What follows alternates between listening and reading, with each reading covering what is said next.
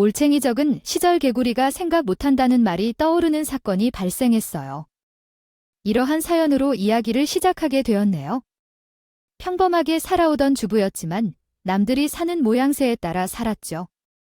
남편과도 별 문제 없이 잘 살아왔고 모든 것이 순탄하게 흘러가고 있다고 생각했었어요. 그렇지만 결혼한 지 7년이 지난 어느 날 남편이 갑자기 이상한 행동을 시작했어요. 정말 어이없게도 내가 다니던 회사에서 더 이상 일할 수 없다며 승진 기회마저 놓치게 되는 등 매번 어색한 일을 벌이는 것이었죠. 내가 실수를 저지른 것도 아닌데 입사 이후 2년밖에 안 된 후배가 계속 승진하는 데 비해 나는 여전히 과장으로 남아 회사를 그만두고 싶어하는 마음이 들었어요. 뭐라고? 아니요. 당신이 우리 엄마가 하루를 얼마나 열심히 보내는지를 보았으며 그럼에도 불구하고 음식점을 운영하겠다는 말이 입 밖에 나와서 정말 당황스럽습니다. 아빠야, 번창하시느라 반찬도 만들어야 하고 메뉴도 다양해야 하니까 이런 거지요. 제가는 간편하게 준비해서 요리를 시도해보려는 마음이었습니다. 내가 얼마나 요리를 좋아하는지 당신은 알잖아요. 지난 주말에도 요리를 한다며 요리사 가방을 들고 나갔다가 직접 만든 저녁 식사를 싹싹 비우면서 제가 진짜 소질이 있다는 걸 알겠죠. 제가 어린이들과 함께 시간을 보내다 보면 부엌을 얼마나 난장판으로 만들었는지, 몇 번의 요리를 시도해봤는지, 그러니 이제 음식점을 차리려고 한다는 말이 전혀 어색하지 않습니다. 맞아요. 당신이 이러게요. 좋은 맛있는 음식을 잘 만들어냄이 관건이라는 걸 알고 있죠. 하지만 음식점을 운영하고 취미로 요리를 하는 것 사이에는 큰 차이가 있습니다. 안 별이라고. 아, 그 말이야. 다 똑같지? 2, 3로 먹고 사는 인생에 이왕 돈을 벌어서 내가 하고 싶은 걸 하며 살아가는 게 어때? 나는 요리하는 걸 때만큼은 너무나 행복해. 칼질하면서 스트레스도 풀리고 회사 다니면서 구박받거나 승진 놓치는 등으로 살기 바빠도 돈을 적게 버는 것보다 내가 원하는 요리를 하면서 살고 싶다고 꿈꾸는 건 어떨까? 현실을 직시해봐야지. 우리 아이들은 어떻게 키울 건데? 취미를 직업으로 삼는 사람이 있는지 알아? 취미는 취미로 남겨두면서 살아가는 것이 제일 아름답다고 하잖아. 당신이 벌어오는 돈에 의지하며 살고 있는 가족이 몇 명이긴데 철없는 얘기를 하는 거 아닌가? 도대체 어디서 아이를 키우고 싶어서 일을 그만두고 육아에 전념한 것 같은 얘기를 하는 거야? 나도 이젠 내가 하고 싶은 걸 하면서 살아보려고 해요. 내가 어떤 대박이 일어날지 모르지만. 어떻게 알아내어 나의 가게를 기가 막히게 차려서 누가 뭐라고 해도 부끄럽지 않게 제대로 장사해 볼 것이다. 단 한 번만 지지해주면 안 되겠느냐. 남편이 갑작스럽게 음식점을 차리고 싶다며 박박 우겨나서요. 하루아침에 회사를 그만두고 음식점을 차리겠다는 박수를 칠 만한 인간이 몇이나 되겠느냐고. 제가 꿈쩍도 하지 않으니까 회사에서의 업무는 항상 눈치를 봐야 하고 너무 힘들다고 말하는데도 이렇게 살다가는 제가 없어져 버릴 것 같다고. 그래서 저에게 이렇게 말을 걸었답니다. 마치 눈물 없이는 들을 수 없는 이야기인 것처럼 구구절절하게 이야기를 하지만 차라리 만당을 하는 게 제 적성에 맞겠다 싶었다고 그러더라고요. 차라리 이직을 하는 것은 어때요? 당신이 지금 회사에 정을 못 붙이는 것 같습니다. 다른 회사로 이직하는 것도 하나의 방법이죠. 요식업이라는 것은 고정적인 수입이 있는 것도 아니며 당장 가게를 오픈한다고 해서 사람들이 막 줄을 서서 먹으러 오는 것도 아닙니다. 그런데도 당장의 생활비는 어떻게 할까 고민하더라도 일단 퇴직금을 투자해서 가게를 차리고 그리고 우리의 적금을 활용해서 한동안 운영해 보자고요. 또한 직장 생활이라는 것은 이름만 다를 뿐이지 그 직장이나 다른 직장이나 결국 다 똑같은 것이라고 생각해요. 아, 작은 가게 하나 차려서 손님들과 소소하게 대화도 나누면서 음식을 팔면서 마음 편안하게 살고 싶다는 게 전부예요. 결혼한 지 7년 되었고 아이들은 5세와 6세인데 앞으로의 미래가 막막하기에 직장을 그만둘까도 고민했지만 남편은 직장 생활의 매너리즘에 빠졌다고 말했습니다. 그러나 남편의 고집은 꺾이지 않았고 제 반대로만들은 생각하는 듯 합니다. 척을 하지 않으면서 음식점을 차리게 되었어요. 남편은 저에게 모든 준비를 마쳤다고 확언을 했지만 음식점을 운영하시는 친정 엄마를 보고 자란 제 눈에는 하나도 준비가 되어 있지 않은 식당이었어요. 고작 테이블 4개만을 두고 장사를 시작하게 되었죠. 그래서 일단 가게 자리도 마련했고 테이블도 낳고 어느 정도 구색은 갖추었다 치자. 메뉴판은 언제 만들 건데? 아니, 도대체 무슨 메뉴를 팔 건데? 그건 좀 천천히 생각해 보려고 했는데, 왜 그 외국 드라마에 그런 거 있잖아. 주인장한테 지거 해주세요 하면 뚝딱뚝딱 만들어주는 그런 소소한 단골들만 데리고 장사하는 가게로 만들고 싶은데 말이에요. 그래도 기본 메뉴는 있어야겠지? 당신이 그나마 내 음식을 제일 많이 먹어봤으니까 내가 잘하는 음식 몇 개만 골라봐봐. 음식점을 차리겠다는 게요? 사람들이 메뉴를 개발하지 않고 본인이 잘하는 음식 중 맛있었던 음식을 골라 달라고 하는데 이게 말이 되는 소리일까 싶었어요. 하지만 더 큰 문제는 우리 남편이 특출나게 뭐 하나 잘하는 게 없었다는 겁니다. 음식에는 크게 일식, 중식, 양식, 한식으로 분야가 나뉘는데 각 분야에서 잘하는 것은 한두 개 있는데 그 한두 개만 가지고 장사를 할 수 없는 상황이었어요. 밑반찬 같은 것 몇 가지는 잘하고 체육볶음도 꽤 잘했고 가끔 만들어주는 파스타도 괜찮았어요. 하지만 여기는 취미로 하는 요리가 아니라 돈을 받고 파는 장사를 해야 하는 가게잖아요. 아무래도 메뉴들을 전부 잡다하게 집어넣고 맛있으니까 한번 드셔보세요 하면 누가 먹겠냐고요. 당연히 우리 남편의 가게는 장사가 잘 안 되어서 의외로 음식 맛은 괜찮았습니다. 배달 업체를 통해 주문하는 손님들은 가끔 있었지만 매장 안에는 파리만 날리고 있었습니다. 항상 아이들에게 들어가야 할 돈만 쌓이고 있었고 남편은 돈을 벌어 오지 못하고 있는 상황이어서 1년 6개월 동안 장사를 한 끝에 가게 보증금만 날려버리고 망했습니다. 친정 부모님은 사위 마음이 아프지 않게 할까 참지 못하셔서 잔소리를 하지 않았습니다. 시댁에서는 오히려 내가 더 말려야지라며 도움의 손길을 내밀었지만 남편은 실패로부터 큰 자책감을 느끼면서 상실감을 경험하게 되었습니다. 노력하여 손님을 모으려 애썼지만 돈만 날리고 결실을 맞이하지 못했기 때문에 좌절하게 된 것입니다.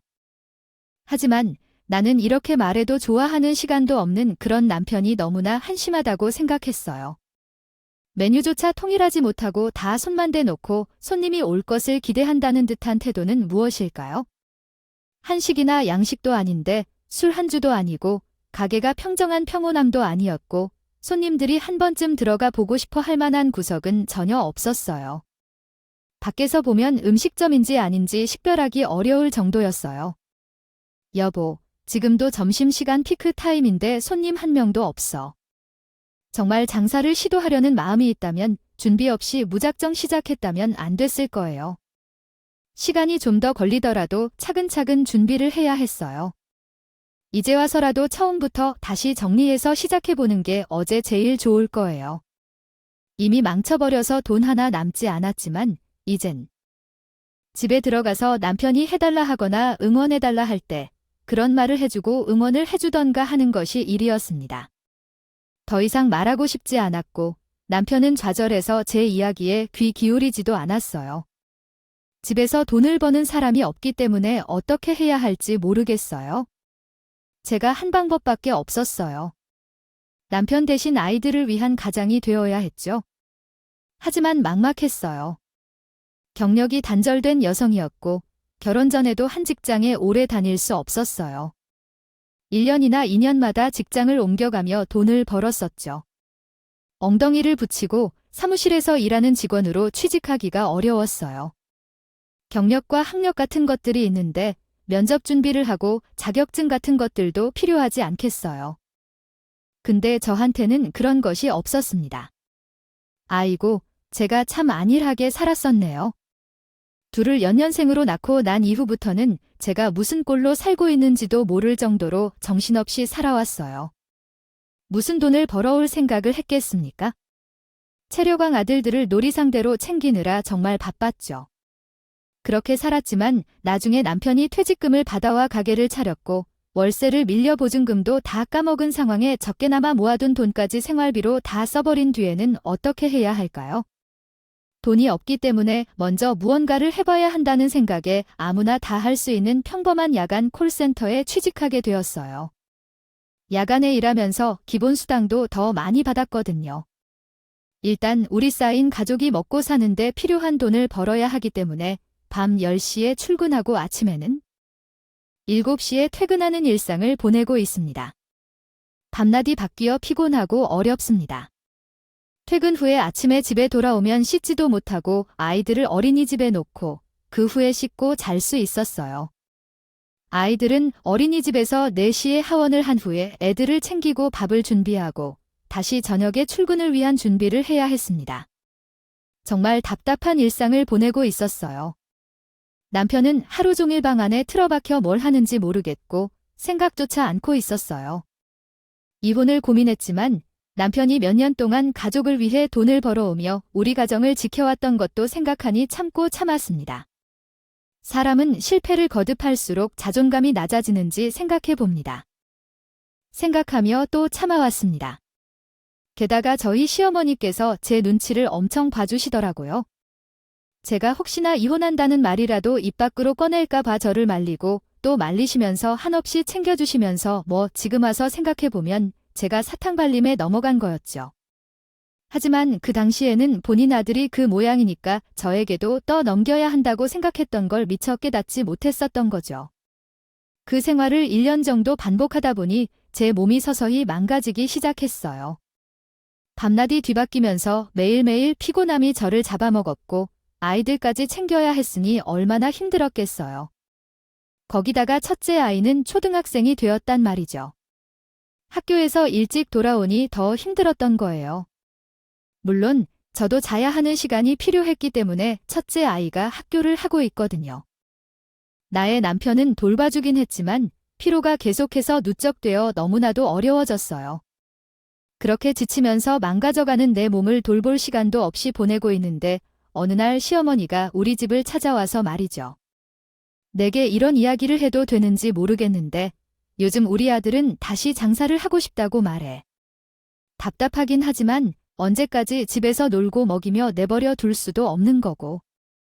내가 모은 돈만 있으면 우리 아들을 위한 가게를 하나 차려줄 텐데 그 인간이 또 다른 가게를 차리고 싶다고 한 번은 그냥 대차게 말아 먹었으면 좋겠어.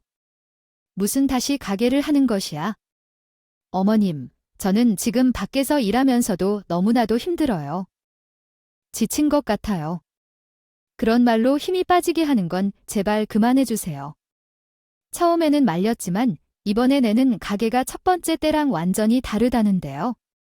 계획을 꼼꼼히 세워두었거든요. 제 아들에게 미안한 마음 때문에 말을 꺼내기도 어려운 상황 같아요. 어떻게 다시 일어날 수 있도록 도와주는 게 어려울 것 같아요. 정말 다른 모습을 보여주는 만큼 처음에 장사하는데 난리를 피우다 해도 모든 준비가 다 끝났다고 해놓고 아무런 준비도 되어 있지 않았어요. 그런 말은 왜 저한테 하는지 모르겠어요. 저는 전혀 좋아하지 않아요. 이미 전 직장을 그만두고 받은 퇴직금도 다 날려먹은 상태였고 1년 넘는 시간을 밤낮 없이 일하며 돈을 벌어오는데 집에서는 그런 식으로 노는 사람을 어떻게 믿고 도와줘야 할지 모르겠어요. 가능할 것 같아요. 제게 믿음을 준 적도 없는데 전 절대로 싫어요. 아니 절대로 해줄 수 없어요. 아이고, 난 왜 이런 말을 했을까 싶어요. 그래, 나도 우리 며느리의 마음을 이해 못하는 건 아닌데 그래도 내 배 아프다고 낳은 아이인 것 같아서 그런지 오랜만에 의욕을 가지고 말하는 게 좋더라고요. 내 마음이 약해져서 그랬어요. 한 번쯤 믿고 도와주면 되지 않을까 싶어서 그랬어요. 우리 아들이 많이 부족해서 미안하다. 시어머니가 미안하다고 말하면서 너무나도 답답했어요. 제가 무딘 댓글을 달자 시어머니가 울면서 말하고 끝까지 시어머니랑 친하지 않았지만 그래도 그런 모습을 보니까 또 미안한 마음도 들었어요. 시어머니가 왜 이렇게 답답해하는지 붙잡고 이야기를 하고 싶기도 했고요. 그리고 시어머니 입장에서는 사실 남편이 잘 키운 아들이나 다름없는데 저한테 박대기 취급을 받고 있을 게 뻔히 보이니까 얼마나 속상할지도 알아요. 저도 마음이 약해지더라도 보면 원수 같은 놈이었지만 그래도 사랑했으니 결혼까지 하고 아이도 둘 낳고 살았겠죠. 이런저런 마음이 공존했지만 하지만 뭐 하나 제대로 한 거 없는 남편을 믿고서 다시 한번 도박을 하기엔 앞으로 들어가야 할 돈에 대한 걱정이 너무나도 컸어요. 웬일인지 딸이 평소에 전화를 그렇게 해라 해도 연락을 한 통하게 해주지 않아 혹시 무슨 일이 있는 거야? 답답해서 엄마에게 전화를 한번 해봤어. 아니 이 인간이 시댁에 찾아가서는 음식점을 다시 하고 있겠죠. 어머니가 나에게 이렇게 말했나 봐요. 한 번만 믿어주면 안 되겠니? 라며 이야기하시더니 사실 돈도 없고 그냥 속상해서 엄마에게 이야기하고 싶어서 이러시는 건데 남편을 안 믿는 게 아니라 그냥 말이에요. 돈을 들여다 볼 만큼 없는데 집에서 편안히 지내던 사람이 갑자기 한번 실패한 음식점을 다시 하고 싶다고 하니 화가 나지 뭐예요. 친정엄마에게 속상함을 털어놓듯 이야기했는데 친정엄마께서는 이야기를 듣다가 답답한 모습을 보이더라고요. 친정엄마는 대전에 사시는데 제 전화를 받자마자 기차를 타고 서울로 오셨어요. 전 꿈에도 몰랐죠. 쉬는 날이었어서 아이들 밥 준비하려고 하는데 초인종을 울려서 문을 열어보니 친정엄마께서 서 있는 게 아니겠어요. 아, 내가 지금 몸이 약해져서 헛꽃을 보고 있는 건가? 아니, 엄마가 이 시간에 여기 오는 웬일이에요? 가기는 어쩌고 내 딸이 지금 속상해 죽겠다는데 밥이 문제야? 어휴, 부부가 아주 그냥 부끄러워 보여. 박서방 집에 있나 나왔네. 나랑 이야기 좀 합세. 아이, 박어방 남편은 제가 밥 준비하는 동안 첫째 아이 숙제를 봐준다고 거실에 앉아 있다가 갑자기 친정엄마께서 등장하니까 제 얼굴 한 번, 우리 엄마 얼굴 한 번 보더니 어리둥절해 하더라고요. 솔직히 저도 당황스러웠는데 남편은 더 당황스러웠어요. 오시겠다는 연락도 없이 뜬금없이 대전에서 찾아오셨으니까 장모님, 여긴 웬 일이세요? 라고 귀찮다고 오셨어요. 아, 그 미리 연락 주셨으면 제가 기차역으로 모시러 갔을 텐데 내가 뭐 못 올 때 온 사람처럼 그런 표정으로 보고 있어? 답답해서 향해 이야기를 나누고 싶어 찾아왔어요. 박서방은 언제까지 이렇게 집에서 허송세월만 보내고 있을 거니라고요? 전에는 박서방이 상심할까봐 말도 못 꺼내고 있었거든요. 너도 그냥 분주하게 보이려 하지 말고 여기 앉아서 박서방과 얘기해봐요. 와, 앉으셨어요. 어떤 일이신데 이렇게까지 오신 거죠? 말도 없이 촉발하셔서 아니, 아이가 얼마나 깜짝 놀랐잖아요. 그동안 박서방을 지켜보고 있던 것은 박서방이 뭐라도 해서 우리 딸 걱정 없이 지켜주고 손주들도 궁계해주고 싶지 않아서였어요. 그래도 벌써 음식점을 그만둔 지 한 해가 지났는데 아이들은 나중에 학원비는 어디서 구할 거니? 당장 생활비는 어디서 구하니? 죄송합니다. 부모로서 제 부족함 때문에 장모님을 걱정케 할 일이 있었군요. 늘리고 말았네요. 아유, 내가 그런 말을 듣자고 여기까지 온 줄 알아요. 음식점에 대한 생각을 접은 것이 확실하면 취직을 해야 할 것 같아요. 아닌가요? 장모님, 저 아직 음식점에 대한 생각을 완벽하게 접은 것은 아니에요. 제가 생각하고 있는 것이 있어요. 뭐라고요? 당신이 한번 해봤는데도 아니라고 생각하면 그만두는 게 좋을 거예요. 갑자기 생각하고 있는 게 있다고? 이게 무슨 폭탄 선언이에요? 고집을 부릴 게 따로 있지. 이런 걸로 고집을 부리면 어떡해요? 아이, 조용히 하고 있어? 내가 박서방에서 물었지만 자네도 잘 알고 있잖아요. 내가 음식을 오랜 시간 유지하고 장사해온 것은 당연히 매출이 안 나올 때가 훨씬 더 많았고 지금도 뭐 우리 가족이 입에 풀칠하는 수준으로 벌어가면서 사는 거예요. 잘 알고 있잖아요.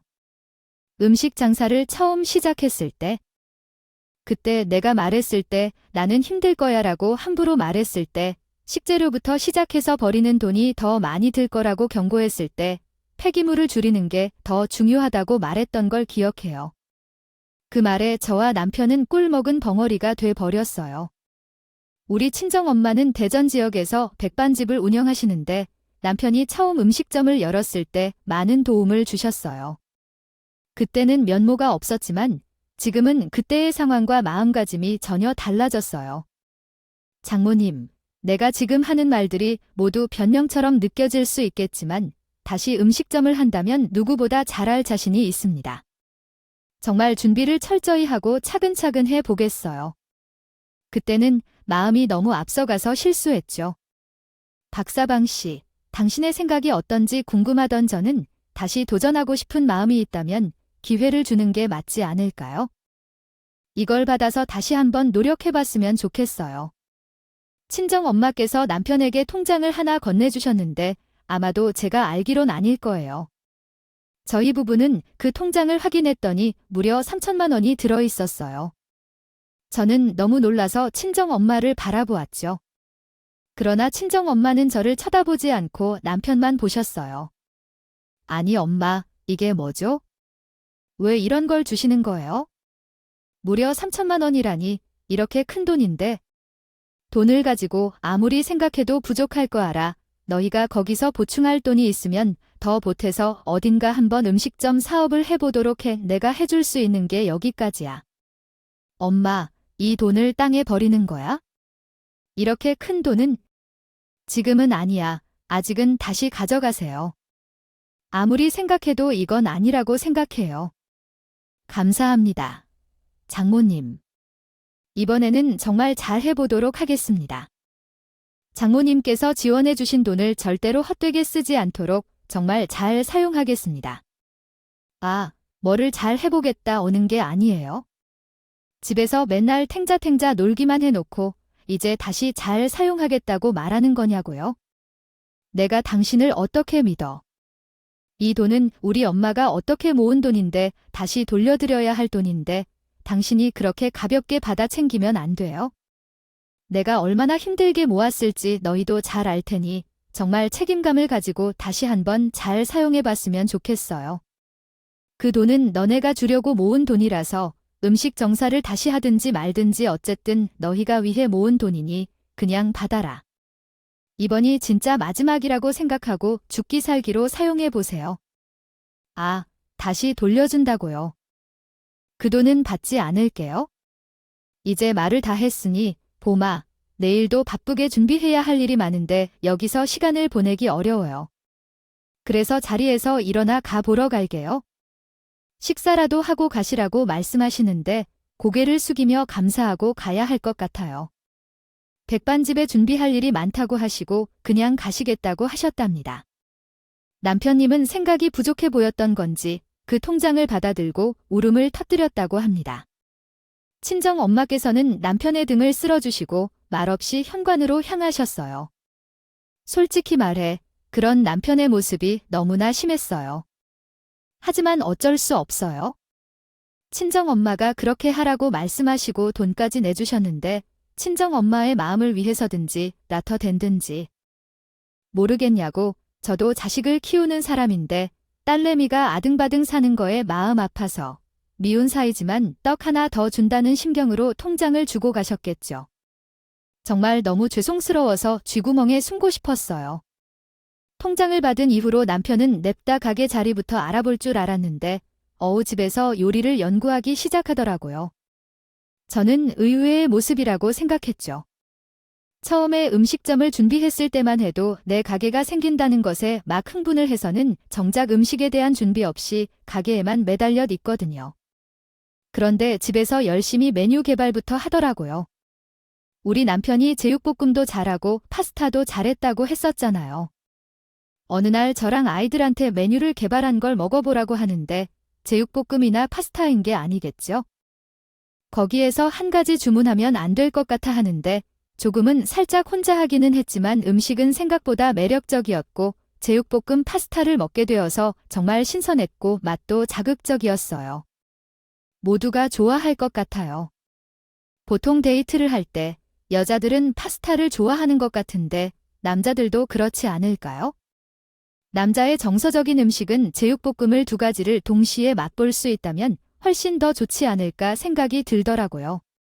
제육볶음에 기름이 많이 사용되어 있어 오일 파스타 형식으로 제공한다면 맞다고 느껴질 것 같은데요. 이것저것 아이디어를 제안하며 메뉴를 개발하고 있는데 처음에는 가게를 했다가 실패한 경험이 있었지만 또 다른 것이었습니다. 의지를 가지고 다양한 시도와 메뉴 개발을 해보려고 합니다. 애들이 학교에 가고 나는 잠을 자는 시간마다 시장 조사도 하러 나가고 있었는데 뭔가가 달라 보였어요. 물론 제가 그렇게 믿고 싶었던 것일 수도 있겠지만 정말 달라 보였어요. 시댁에서는 도움을 줄 수 없다고 하더니 저희 친정엄마가 갑자기 사위를 믿고 도박을 한번 시도해보겠다고 하니까 이번에는 정말 마음가짐이 달라 보였어요. 그렇게 준비하던 남편은 친정엄마가 가게를 쉬는 날에 몇 번 더 만나는 것 같더니 정말 꼼꼼하게 자리 잡아주어서 우리 가게를 오픈했어요. 처음에 장사할 때는 파리만 날린다고 문 앞에 잡다한 것들을 가져다 놓은 뒤 홍보를 하고 있었는데 이번에는 진득하게 기다리고 있다고 하더라고요. 그래서 홍보 전문으로 해주는 그런 마케팅 업체에 일을 맡겨기도 했습니다. 말이죠. 우리 남편에게는 시그니처 메뉴가 있었잖아요. 제육볶음 파스타 그 메뉴 하나가 소문이 나기 시작한 건지 뭔지 테이블이 8개 있는 음식에 점점 손님이 꽉 차게 늘기 시작했어요. 그렇게 6개월이 지나고 1년이 지나고 2년이라는 시간이 지나면서 우리 남편은 가게도 확장 이사를 하게 되었을 정도로 장사가 잘 되기 시작했어요. 손님이 늘어난다고 메뉴를 변동하거나 맛을 조금 바꾼다거나 하지 않고 정말 처음 본인이 고집했던 그 모습 그대로 이어가다 보니까 그 진심이 통했나 봐요. 개인 너튜버를 찾아서는 가게를 맛있다고 홍보를 해주기도 했고 SNS 맛집 채널을 운영하는 사람들도 와서 먹어보고 인터넷에 홍보를 해줬어요. 남편의 메뉴는 젊은 사람들에게 통했고 가게를 확장 이전하게 되면서 점점 더 손님들이 늘어났어요. 음식 장사를 시작한 지 4년 만에 남편은 초대박 파스타 집 사장이 되면서 우리 남편의 차도 국산차에서 외제차로 바뀌었습니다. 저는 굳이 새벽에 일을 하지 않아도 될 만큼의 생활비를 제공해 주었고 초등학교 5, 6학년이 된 우리 아이들에게도 풍족한 지원을 할 수 있었습니다. 아이들이 학교에서 유행하는 브랜드의 신발을 사줄 때도 가격 걱정 없이 구입해 줄 수 있을 정도였죠. 남편이 생활비를 충분히 제공해 주었기 때문에 저 또한 가정에 그만큼 보답할 수 있었고 용돈도 주고받을 수 있었어요. 이 정도로 얼마나 감사한 일인지 모르겠어요. 아이들이 이제 중학생이 되면 수능 준비를 해야 하니까 돈도 더 많이 들 것이라는 걱정이 조금 덜었어요. 그렇지만 반면에 걱정거리도 당연히 있었어요. 우리 남편이 돈도 잘 벌고 직원들도 많이 두고 일을 하는 사장님이 되어서 그런 걸까요? 성격이 좀 변한 것 같다는 생각을 하게 되었죠. 물론 애초에 그런 인간이었는데 그동안 너무 의기소침하게 살고 본인이 음식점 일에 집중을 해서 제가 오랜 기억을 묻어두었던 것일지도 모릅니다. 원래 이런 인간이었는데 몰랐던 걸지도 모르고요. 돈이 생기니까 돈 자랑을 너무 심하게 하는 느낌이라고 할까요? 아이들한테 용돈 주는 거야 뭐 부모가 용돈 주는 게 이상한 건 아니잖아요. 근데 초등학교 5, 6학년 애들한테 용돈을 누가 30만 원씩 주냐 고요. 이번에 애들한테 용돈이라고 현금을 30만 원이나 쥐어줬다며 여보 애들 그렇게 돈 줘주면 허운데 쓴다니까 필요하다고 할 때마다 조금씩 주라고. 그렇게 말했는데 왜 그러는 거예요? 이제는 아이들에게 경제관념도 조금씩 심어주어야 하는데 돈을 달라고 할 때마다 그렇게 큰 돈을 쥐어줄 거예요. 고작 30만 원을 준 거 가지고 왜 그래요? 아이들에게도 돌파구가 필요한 거 아니에요? 그 돈으로 운동화나 옷을 사든지 말이지요. 남자는 자구로 돈이 있어야 기가 살아나는 법이에요. 돈이 바로 을 증명해내는 길이라는 거고요. 얘들아, 어디 가서 무시당하지 말아요. 친구에게 돈으로 빌빌거리고 떵떵거리면서 자라야 해요. 고작 초등학생인 아이들에게 돈 자랑할 일이 뭐가 있다고 그런 짓을 하냐고요? 용돈을 주면서 그런 소리까지 하지 말라고 말하고 적당히 주세요. 귀에 딱지가 안 붙게 말을 해도 남편들은 듣지 않았어요. 돈은 무조건 많아야 한다고 주장하는데 저는 그런 건 정말요. 태도라고 생각하면 아이들에게 돈으로 사람을 급하게 나누는 것은 벌써부터 가르쳐야 할 이유가 없는데 그런 것을 가르치면 안 되는 부분이었고 남편이랑 그때부터 조금 삐걱거리게 되었어요. 게다가 웃긴 게 시어머니는 자기 아들이 돈을 많이 번다고 떵떵거리기 시작했어요. 개구리 올챙이 적 생각 못한다고 하던 때는 잊으셨나 봐요. 시어머니는 남편 뒤에서 힘을 주기 시작했어요. 남편의 기고만장은 여기서 끝나지 않았어요. 제가 일을 그만두었기 때문에 남편의 가게가 바쁘다 해서 가끔 가서 도와줬었는데 지적질하는 거예요. 제가 파스타를 만드는 것이 아니니까 홀에서 일을 도와주었는데 트집을 잡더라고요.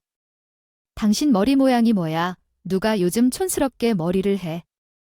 망까지 써가면서 말해. 우리 가게랑 너무 어울리지 않잖아. 그리고 옷도 좀 챙겨 입을 수 없어. 이거는 뭐 어디 동네 시장에서 장사하는 사람도 아니고 애티튜드를 지켜야 한다는 걸 몰라서 그래? 아유, 동네 파스타집인데 애티튜드가 무슨 소용이야? 홀에서 서빙하는데 당연히 편안한 옷을 입고 하는 거지. 그리고 음식에 머리카락이라도 떨어지면 어떡해? 조심하려고 바짝 묶은 건데 남편은 직원들 앞에서 지적질을 멈추질 않았어요. 아니, 시어머니, 아들 남편이 식당을 마시를 나와서는 제게 지적질 하더라고요. 아주 그냥 쌍으로 난리를 치는데 웃기더라고요. 그리고 제가 학생이고 아르바이트생이고 그러는데 사장 와이프인 거 다들 아는데 제 체면은 생각도 하지 않고 직원들 앞에서 지적질을 하니까 짜증이 났어요. 장사 하나 잘 될 때 이렇게 오랜만에 생각도 못하고 지적질을 해대면서 무례한 행동을 하는 남편의 모습을 더 이상 보기 싫어졌어요. 몇 번을 반복하니까 결국 저도 놀랍게도 남편에게 동일하게 심히 화를 냈죠. 너만 이상하게 촌스럽게 반응하고 있는 것 같아 하고 와. 어떻게 편안한 게 하나도 없니? 가게 분위기에 맞춰서 편하게 살 줄도 알아야지. 어디서 이러는 거니? 등 어간 도움이 전혀 되지 않는 말들을 했어요. 그리고 예전에 식당을 한 번 망했다고 제 앞에서 질질 끌면서 우리 아들이 도와줘라, 한 번만 도와줘라 했던 건 기억나나 봐요. 나 없었으면 다시 일어설 수 있었을까요? 아이고, 당신이 백종원이라도 되어야 하느냐? 프랜차이즈를 몇 개나 가지고 있는데 지적질이 이 정도라니. 남들은 한치도 신경 안 쓰는데. 가지고 남편은 각자의 불만을 가지고 있을 텐데 저는 또 제 입장에서의 불만이 쌓이겠죠. 거기다가 우리 아이들이 곧 중학생이 되었는데 뒷바라지도 해야 하고 중요한 것은 남편의 가게 운영이냐고요. 우리 아이들의 학업 성취도 중요한 법입니다. 어째서 이렇게 열심히 아이들을 돌봐주어야 하는지 이해하실 거예요. 그런데 와중에 바빠서 제 시간을 내어 일을 돕곤 했지만 돌아오는 건 핀잔뿐이라 나도 싫었고요. 그래서 남편은 식당에 집중해서 전혀 신경도 쓰지 않았죠. 그럴 때마다 남편은 제게 내조를 안 하다며 불평했고 이러한 이유로 부부싸움을 자주 하게 되었죠. 그 결과 우리 사이는 크게 다소 틀어지게 되었어요. 남편은 자신의 일에 전혀 도움을 주지 않는다며 불평하고 저는 가봐야 잔소리만 듣는다며 싸웠던 적도 있었으니 정말 좋진 않았어요. 리가 없어요. 어느 정도 자리도 잡았고 이제 이 동네에서는 이름만 들으면 알 만큼의 터주대간 가게가 된 건 사실이니까 나는 이제 이 호점을 낼 준비를 하고 싶어요. 이 호점이라고 아니면 지금 운영 중인 가게도 확장한 거잖아요. 여기서 일이나 살해하는 것으로도 충분히 우리 가족을 먹이고 살 수 있는데 문제 없을 만큼 벌고 있어요. 이런 것만으로는 만족할 수 없어. 나는 내 가게를 프랜차이즈로 만들고 싶은 욕심이 있어.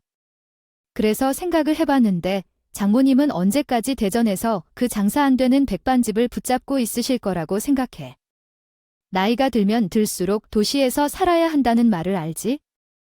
아, 이참에 장모님께 서울로 와서 내 가게 장사를 좀 도와줄까 그래? 피클도 만들고 재료 손질도 해주고 설거지도 하고 그러면 현재 운영 중인 백반집만큼은 내가 월급을 드릴 수 있다는 말은 무슨 소리야 지금.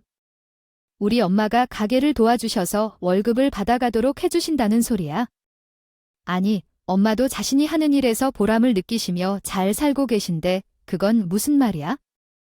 우리 엄마가 얼마나 벌고 계신지도 몰라 당신이 어떻게 그 돈을 제공할 수 있다고 하니? 백반 가게를 운영해봐야 막 한 달에 150만 원에서 200만 원이 남을지도 몰라. 그것조차도 확실하지 않을 수 있어? 지금과 같이 용돈뿐만 아니라 챙겨주고 있는 걸 생각해봐. 솔직히 말하면 이건 돈을 낭비하는 일인 것 같아. 용돈을 받으며 주방 일을 도와달라는 말을 왜 이렇게 해석하니? 이제 너무 우리 가족을 무시하는 태도가 아닐까? 당신이 가게 운영할 때 우리 엄마가 도울 의사를 보여준 걸 다 잊어버린 건 아니겠지? 나도 이런 이유를 설명하고 싶을 것 같다. 몇 년 동안 용돈이 없었을 거니까 3천만 원 정도는 받은 건데 충분히 사용해도 남을 게 없겠지. 생각하면 돈을 조금 아끼는 게 좋을 것 같고 이제는 그냥 쓰기가 좀 그렇잖아. 내 가게 일이라도 도와야 그만 용돈도 주는 거 아닐까 그래? 근데 지금 시댁에도 똑같이 주고 있는 거. 그럼 어머니한테도 식당에서 일하시게 그래? 그럼 서로 고하하는데 우리 엄마를 왜 부르지? 내 부모님한테 용돈 주는 것이랑은 다르잖아. 그리고 우리 엄마는 가끔 가게에 놀러 오시고 그러시잖아요. 다 할 말이 있고 못할 말이 있겠지? 진짜 말이 안 통한다. 내가 이런 돌 같은 인간이랑 어떻게 부대끼고 살았는지 모르겠네. 당신은 정말 내 인생에 도움이 안 되는 사람 같아.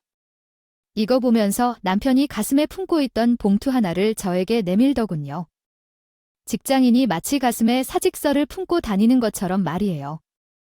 어떤 행동을 한 후 이혼 서류인지 확인해 보았더니 정말 화가 나서 맥박이 뛰는 것 같았어요.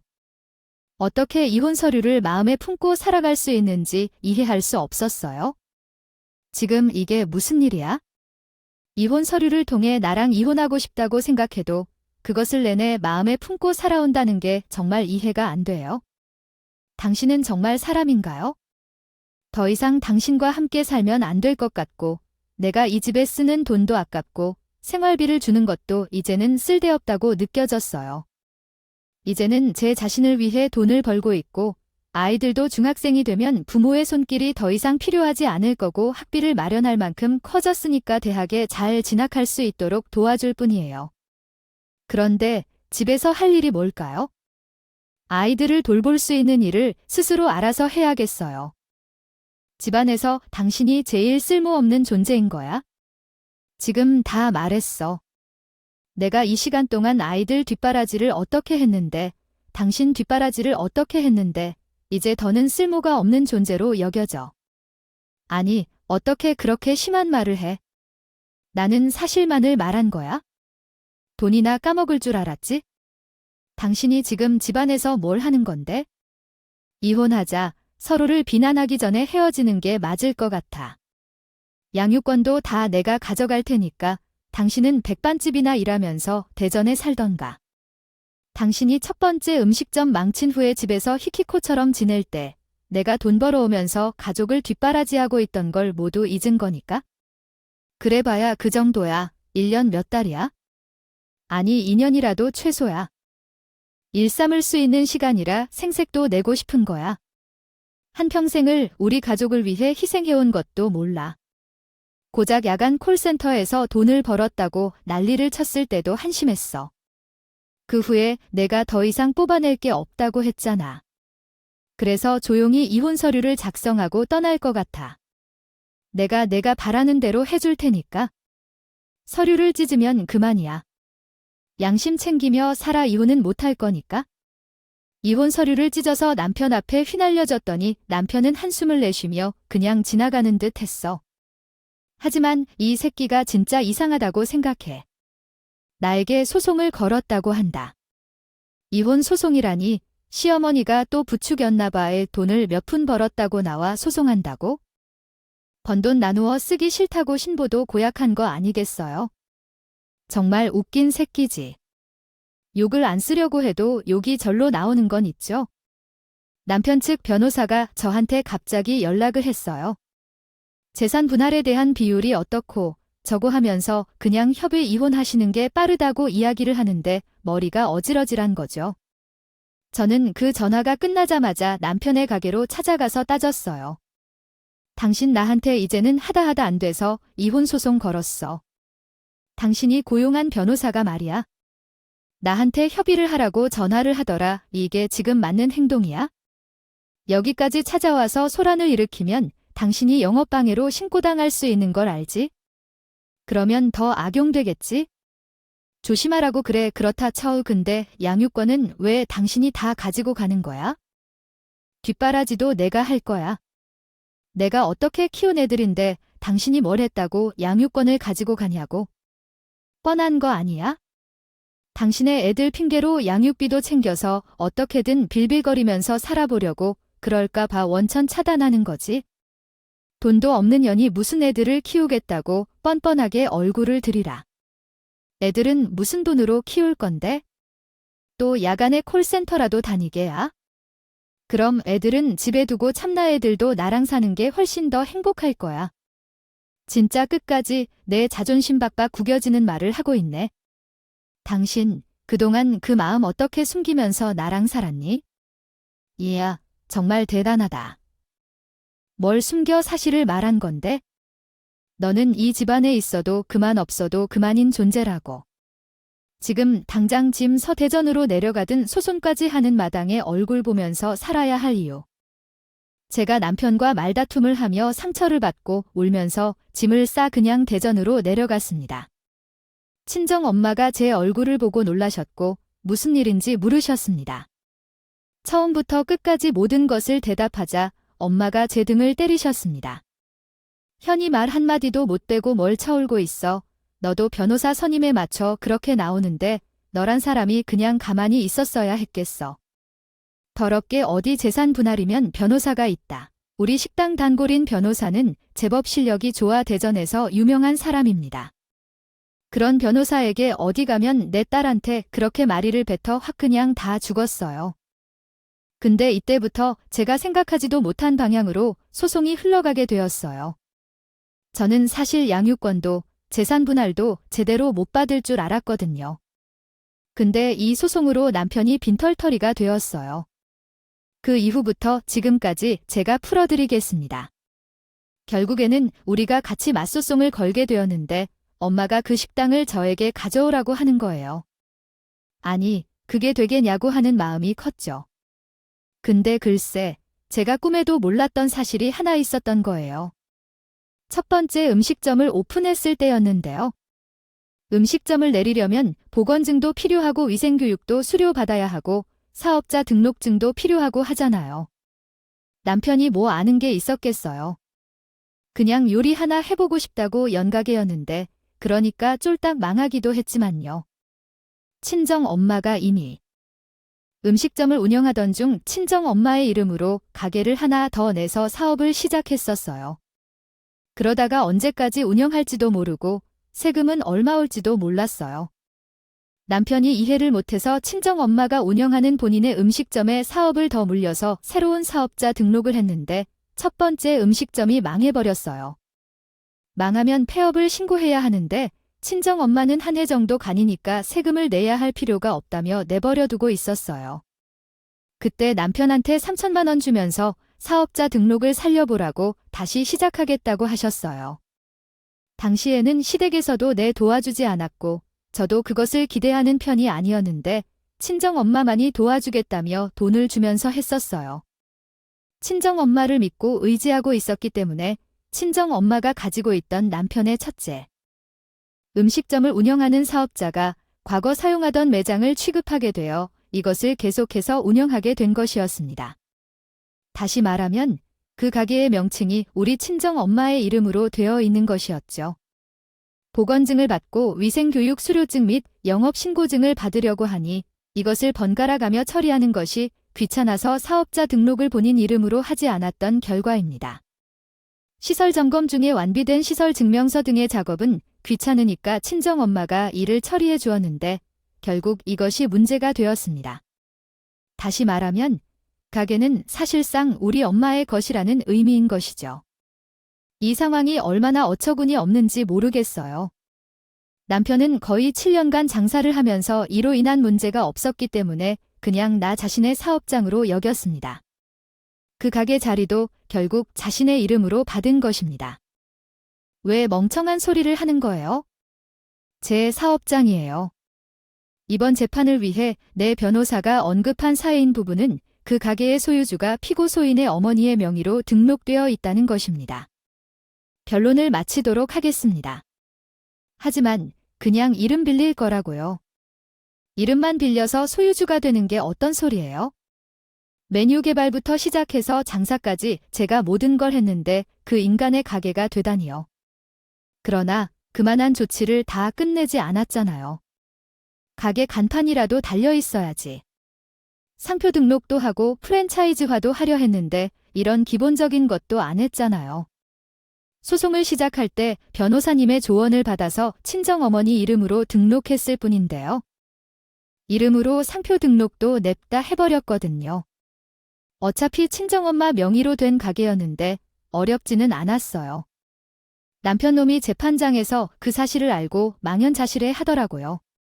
어차피 이혼이야 하기로 했으니 그렇다고 치고 서로 의견이 다 통일되는 부분이니까 더 볼 것도 없네. 그 상표권하고 자네 가게를 되찾고 싶으면 말이야 나한테서 권리금 얹어서 사가는 게 좋지 않겠어.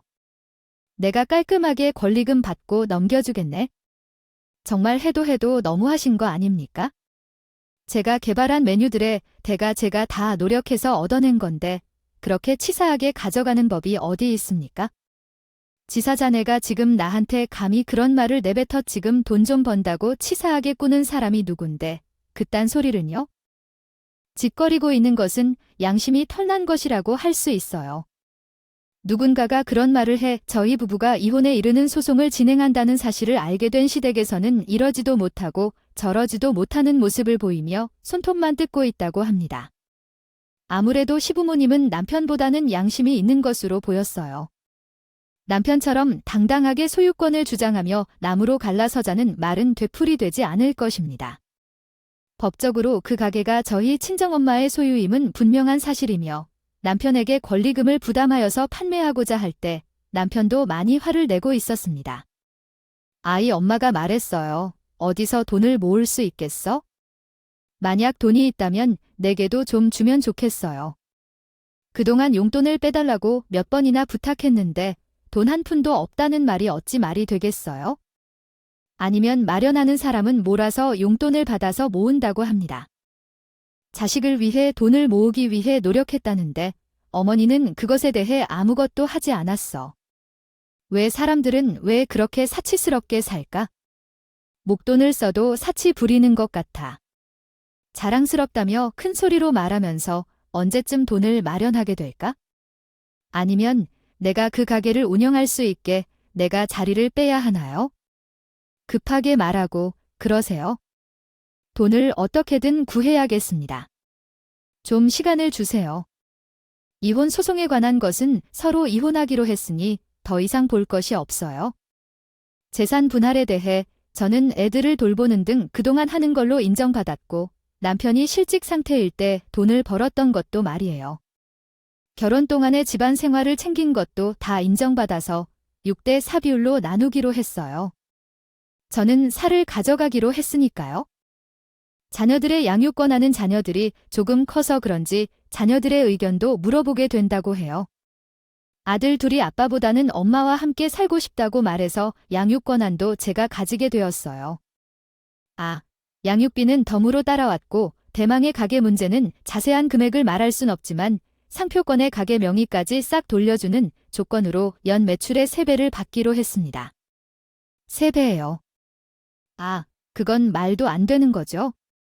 우리 가게 매출이 얼마나 되는지 아시죠? 그 돈을 어떻게 마련해야 하는 건데요? 아이 해도 너무한 거 아니에요? 너무한 게 누군데 그런 소리를 입에 담아 그렇게 안 주면 안 팔 거니까 그렇게 알아요. 어차피 차 안에만 쏙 나가면 장땡인 것을 내가 이 레시피에 따라 가게 상표권까지 싹 팔 것이라고 하면 사가겠다는 사람도 많을 텐데 주방에서 일하는 직원들도요. 레시피는 다 아는데도 나는 가게 주인만 바뀐다 해도 손님들이 안 찾아올 거라고 짐작한 적이 없네요. 아무것도 변함 없다고 생각하고 있으니요. 전 여자를 먹기로만 생각하는 전 남편이었고 이전 시댁집을 담보로 대출받아서 가게를 사갔네요. 친정엄마께 연매출의 3배를 주고 매입했지만 여기서 가장 기분 나쁜 일은 뭔지 아시겠습니까? 네, 바로 전 남편의 가게가 망해버린다는데요. 그 이후로는 기뻤던 일도 있었어요.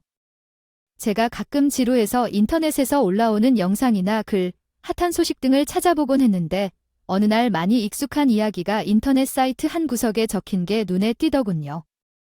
바로 우리 전 남편 이야기였습니다. 남의 가게를 가서 염탐하는 짓이 많았다고 하더군요. 그렇게 했었더라고요. 글쎄, 만이의 다른 가게 사장님들 사이에는 소문이 있었어요. 근데 꼬리를 제대로 잡게 된 것은 신메뉴를 합시다가 개발한 게 변두리에 있는 작은 가게의 메뉴를 그대로 베낸 것이었거든요. 그 변두리 가게 단골 손님이 하필이면 SNS를 활발하게 활동하는 인플루언서였던 사람이었고 전 남편이 그동안에 모르게 그 가게를 돌면서 레시피를 살짝 변형해 훔쳐온 메뉴를 팔고 있었다고 대적으로 고발했어요. 어쩐지 여기랑 비슷하다던 저기랑 비슷하다던 하는 이야기가 돌면서 전 남편의 가게가 다시 파리만 날리게 됐다고 하더라고요. 그래서 사람들 입으로 전해지는 소문이 무섭다는 거죠. 결국 무 2호점도 무산되고 손님이 없는데 저한테 갚아야 할 돈은 태산이고 직원들 월급까지 밀고 결국에는 가게를 정리해야겠다는 것 같았어요. 권리금까지 주고 가져간 가게가 망해 얼마나 속상할지요. 덕분에 저는 마음이 속 시원해졌습니다. 앞으로는 전 남편에게만 양육비를 물려보라고 해볼게요. 아주 곧 소송을 진행할 예정이에요. 그래서 사람들은 마음을 깨끗하게 쓰고 살아야 합니다. 하늘이 도와주어서 전 남편에게 통쾌한 복수를 이루게 된 제 이야기였습니다. 끝까지 들어주셔서 감사합니다.